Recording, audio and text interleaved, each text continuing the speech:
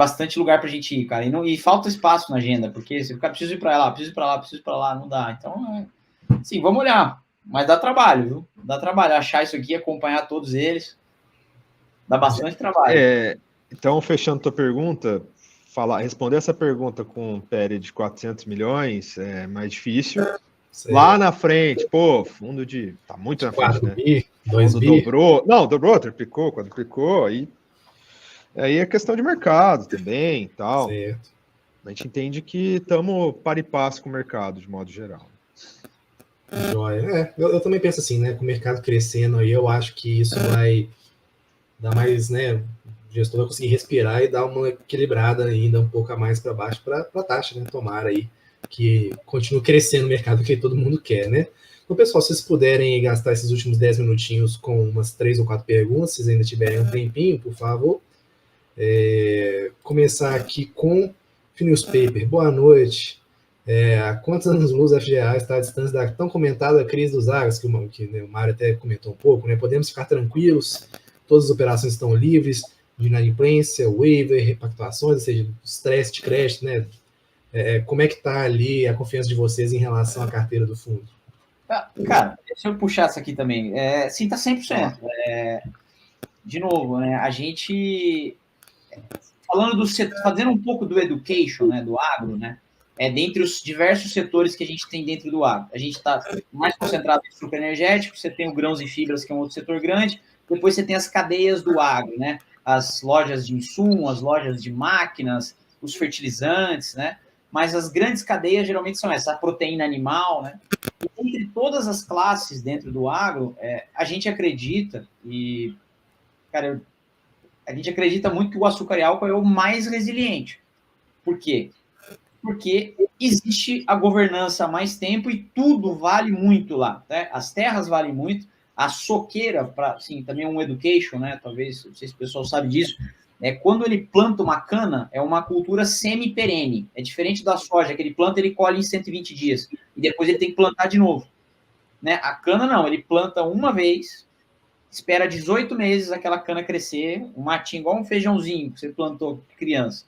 Aí você corta ele. Corta, processa, moe aquela cana, faz o açúcar, faz o etanol, faz a energia, faz o biogás, enfim, o setor super ecológico ainda tem essa, né? Deixa para lá. E depois aquela cana, ela cresce de novo, né? Então ele tem 6, 7 cortes ali que ele consegue fazer a depender da região e a depender do manejo. E por que a cana é uma planta interessante? Porque ela resiste mais ao estresse hídrico. Não vai ser um problema de um veranico, por exemplo, se você plantou, né, a soja em final de setembro, começo de outubro, que normalmente essa é a janela do centro-oeste, você teve um veranico ali no período de formação da soja, ali em novembro, ali em dezembro, você praticamente perde aquela lavoura ou você tem uma quebra de safra muito forte. Né? A cana não, ela consegue se recuperar. Então, assim, naturalmente, as safras das usinas, elas são de maio, de abril a outubro, ou abril a novembro, às vezes abril a dezembro eles esticam um pouco, que é justamente o período seco, né? Então ele fica no período molhado, a planta só crescendo, no período seco, que vai de abril até outubro, ele colhe aquilo lá para ter uma concentração maior de ATR. Só que se chove, a planta ela se recupera. Então o que isso significa? É um setor mais resiliente no produto agrícola, né? Porque o agro, ele vem tudo da terra, tá? Então assim, tudo da terra. Então, assim, uma planta que ela é mais resiliente. E aí, aliado à governança e à barreira de entrada, que se é você se montar uma usina, é um setor muito resiliente. Então, assim, a gente é muito confortável com o açúcar e álcool e isso está se mostrando agora. Né? Você pegar o balanço de todas as usinas que a gente tem na carteira, você vai ver que os balanços eles estão nos melhores balanços históricos que a gente já teve nos últimos 10 anos. Né? E a gente ainda tem uma projeção de fluxo de caixa forte para o segmento de açúcar e álcool para os próximos 2 anos. Né? Você ainda está com açúcar muito alto e ainda está havendo um movimento de recuperação do preço do etanol. Né? Que, assim, de aumentar o percentual na gasolina, a Índia entrando forte no etanol. Então, assim, a gente vai ver ainda esses produtos em alta por pelo menos mais 12 meses, 18 meses, né? Que é a previsibilidade que a gente consegue ter. Então, assim, não, a gente não enxerga um risco iminente nem sistêmico na nossa carteira. Assim, a gente gosta muito do açúcar e álcool e, dentre os segmentos do agro, a gente acha o mais resiliente, assim. E esse é o problema. O problema é que está comprimindo cada vez mais as margens, né? Está cada vez mais difícil de fazer. Então, é complicado. Assim. Então, assim, por um lado é bom, porque você não tem o risco de crédito, por outro lado é ruim, você tem um spread mais apertado. Mas, felizmente, a gente já fez as operações, elas estão contratadas já. Então, é isso aí.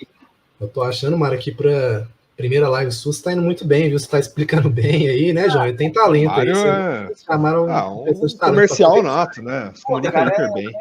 A gente vai decorando, cara. É 10 anos fazendo 12. Mário se comunica hiper bem, cara. Uma comunicação boa, o pessoal tá elogiando aqui, muito legal.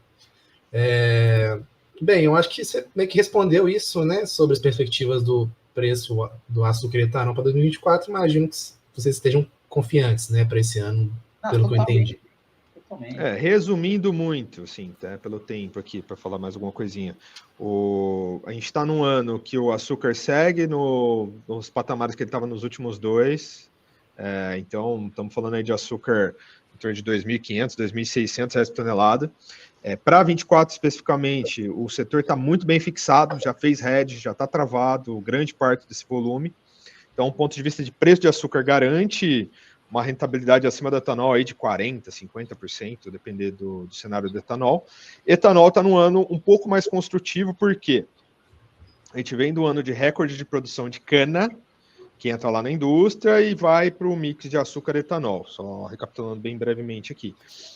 O setor ele deu um passo para fazer mais açúcar ainda percentualmente esse ano, porque, dados esses preços, o usineiro está plantando cana até no quintal e está fazendo tudo que ele pode para fazer açúcar. Então, você já ia fazer mais açúcar, e aí tem uma questão na cana que a gente vai ter uma redução de volume de cana, porque foi extraordinário o outro ano, esse ano é um ano bom. Então, vai ser ainda segunda ou terceira maior disponibilidade de cana essa safra. Então, você tem uma redução de volume de cana, você tem um maior mix de açúcar, você vai ter mais açúcar e isso aperta o etanol. Então, vai ter um volume menor de etanol, isso vai apertar um pouco a oferta e demanda e vai proporcionar preços um pouco melhores. Então, preços um pouco melhores para o etanol, açúcar segue igual, rentabilidade boa, muito boa para os players, vai ter muito casos alavancando, gerando caixa, melhorando o seu perfil. Então, é um ano bem positivo para açúcar e etanol, e para 25, a princípio, a gente tem boas perspectivas também. Então, acho que... Joia. Gostaria de tranquilizar, Danimar. Joia. Vou pegar mais duas perguntinhas aqui rápidas. Uma do Phineas Paper também, que ele estava perguntando sobre a diversificação, né? Qual que é a perspectiva de vocês de diversificação? Vocês têm uma meta ali, mais ou menos, de diversificação de papéis? Como é que vocês pensam isso na carteira? Cara, o que a gente busca médio prazo, não vou falar curto, porque vai dessa questão de vender, negociar, trazer oportunidade. Te diria que é tender a até 10% no maior, né? Por questões de nascer o fundo pequeno, o agro demanda um cheque um pouco mais robusto, para você conseguir competir ali, é necessário dar um firme minimamente razoável. Então, a gente teve que nascer ali, a gente nasceu com 3 ativos, aí viemos com a segunda emissão ali mais para uma casa de 10, 11, agora a gente está na casa de 15, 16. Então, a gente vem dando esses passos, algumas concentrações, operações feitas ali no fim de 22, teve um ano de 23 fechado de negociação do secundário. Então, você não conseguiu negociar isso muito, mas a gente está embarcado em crédito. Está WD aqui, é um crédito super robusto, um grupo com muito patrimônio que desempenha hiper bem operacionalmente, e a gente aqui ainda nessa operação, a gente tem garantia de contrato de energia de longo prazo, que é uma garantia muito difícil de sair dela.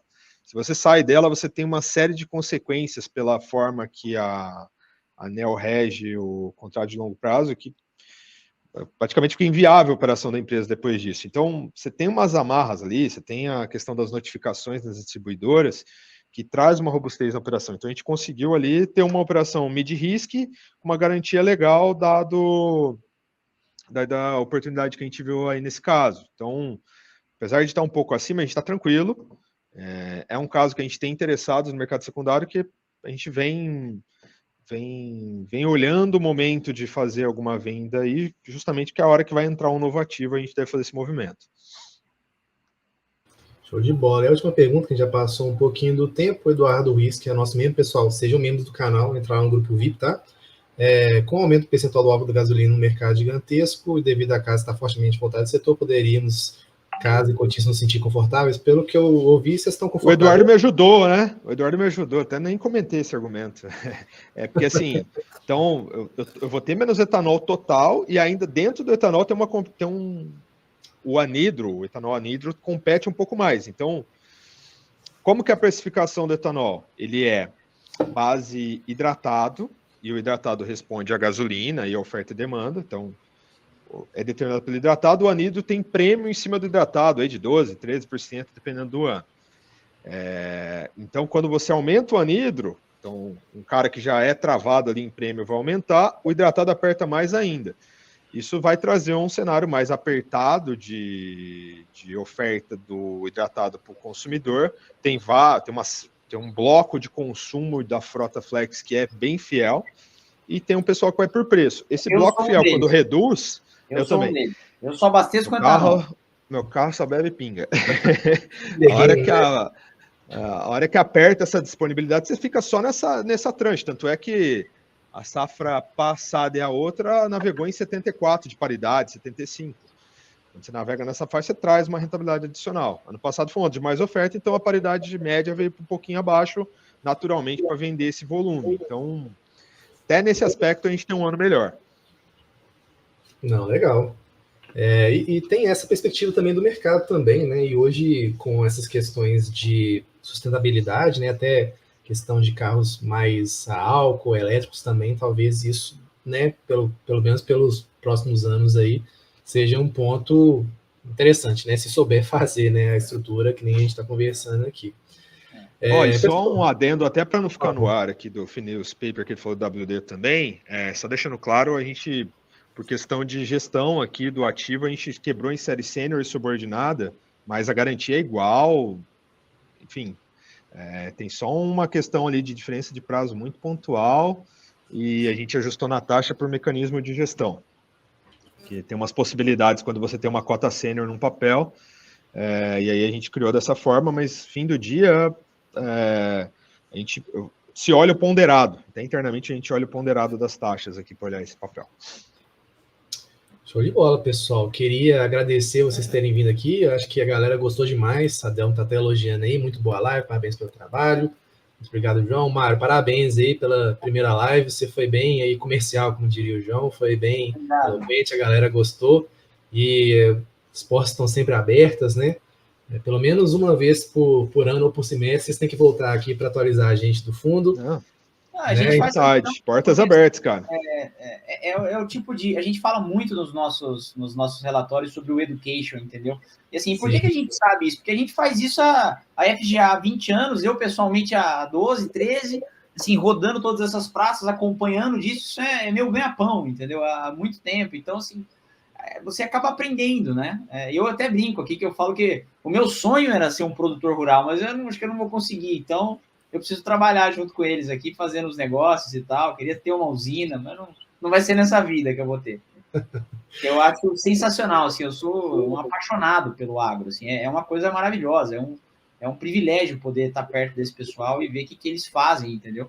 Para o Brasil aqui, como que eles conduzem a nossa economia e como produzem, como fazem bom uso dos ativos naturais que a gente tem. Assim, é muito legal, assim. Então a gente gosta, né? Acho que isso é o mais importante, é a gente gostar do setor e não estar aqui só por, eu quero ter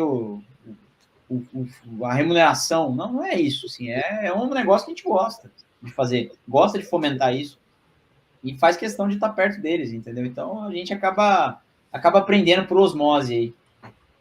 Show de bola. Então, pessoal, por favor, façam ali o jabá de vocês, né? O RI, as redes sociais. Enfim, aí as últimas palavras são suas, e agradecer aí todo mundo que está aqui com a gente, né? Mais de 50 pessoas passam pela live aqui no top, aqui, então, muito legal. Tenho certeza que várias outras vão vir depois ainda gravado. Isso 8h40 numa quarta-feira, né? Então, muito legal aí, muito obrigado. E, por favor, pessoal, palavras finais são suas, vocês foram as estrelas do show, muito obrigado. E também, né, o convite fica aí sempre aberto para vocês também, por favor. Bom, agradecer aí, obrigado pela oportunidade de vocês aí do Vai Pelos Fundos, Daniel, e agradecer o tempo de todo mundo aqui que estava aqui com a gente, quem vai ver posteriormente também, obrigado aí por prestigiar a gente. Estamos abertos a questionamentos, no relatório a gente já deixa na capa ali caminhos para mandar e-mail, para ir por rede social. A gente iniciou um grupo no WhatsApp que acho que no último relatório ainda não estava na capa, a gente vai colocar mais explícito. A gente começou um grupo no WhatsApp para mandar quando sai o relatório, para todo mundo ter mais na mão. Fundos.net às vezes não é tão trivial para o cotista, né? Então, o objetivo aqui é transparência, abrir o máximo de informação possível e estar acessível para o cotista, dado que é para quem a gente trabalha no fim do dia, né? Obrigado aí, boa noite. É isso aí, complementando o João, a gente faz questão de estar presente aqui, de estar sendo transparente, estar falando com vocês e voltando ao que eu disse no começo da live, a gente é uma casa independente, né? Então, assim, a gente não tem uma baita placa aqui, né? A nossa placa é FGA, né? Então, assim, a gente é lá os caipira lá de Ribeirão Preto que gosta de agro e veio se meter aqui de fazer fundo e gostamos do que a gente faz. Então, assim, a gente, como não tem essa placa, a gente precisa fazer muito essa comunicação com vocês, muito, conversar muito, explicar muito, explicar nossas estratégias para poder continuar crescendo o fundo e poder continuar acessando novas empresas, né? Eu que rodo bastante aí o país, tem muito cliente aí que eu gostaria de fazer negócio que às vezes a gente tem que dar uma segurada na proposta porque a gente precisa que a nossa cota patrimonial a nossa cota atinja a patrimonial para vir outro falar, para ter mais dinheiro, para a gente fazer mais negócio, diversificar mais as nossas ações geograficamente, né? Então, a gente está num cenário de conta-gota, né? Estrutura 1, aí tem que fazer todo o movimento na carteira, põe. Então, não dá para pôr 3. Não dá para pôr 3. Show de bola, então, pessoal. Abração, boa noite para todo mundo aí e boa quinta e sexta-feira aí, o resto de semana para todo mundo. Abraço. Valeu. Obrigado pela oportunidade, Daniel. Boa noite. Um abraço. Tchau, tchau.